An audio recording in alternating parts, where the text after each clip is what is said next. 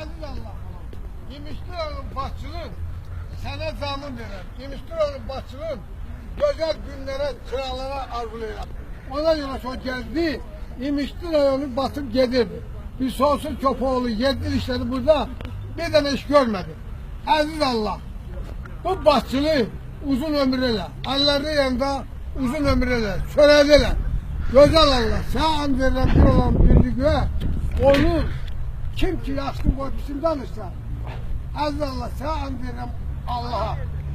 Onun yurdunda ben utanlarını istiyorum, gözün kör istiyorum. Allah bu başçılığı korur. Ey güzel Allah, burada bir tane yaşlılamada müdür var, Seyit Peygamber öyle. Onun evladı yoktur.